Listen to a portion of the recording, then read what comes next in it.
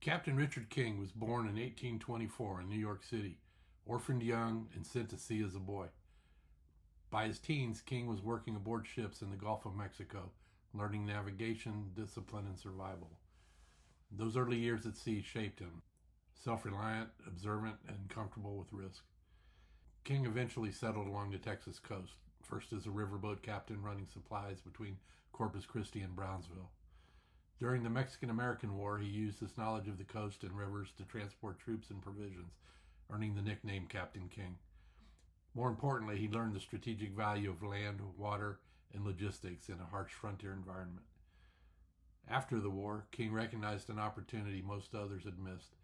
South Texas was remote, dry, and dangerous, raided by Comanche and later by bandits, but it sat astride vital cattle trails and trade routes.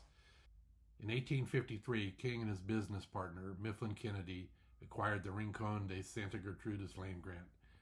What began as a practical base of operations slowly became something far larger, the foundation of the King Ranch. King invested heavily in infrastructure, wells, windmills, fencing, and durable ranch buildings.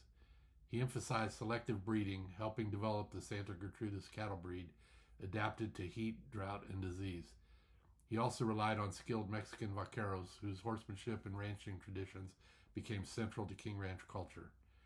They and their families became known as Quinyenos, loosely translated as King's people.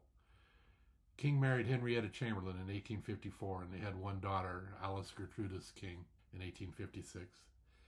King gradually bought Kenedy's shares and was sole owner of the ranch by the 1860s.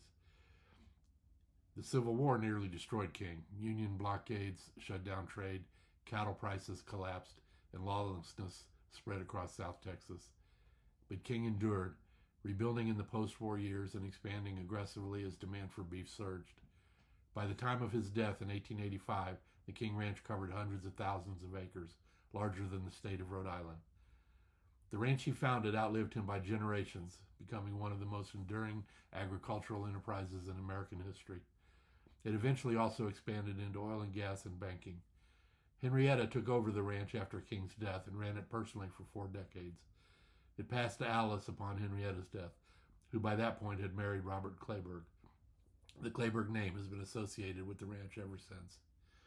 When I did some CPA audit work for the ranch in the 1980s, the work was done at the Clayburgh Bank, not surprisingly in Kingsville, Texas.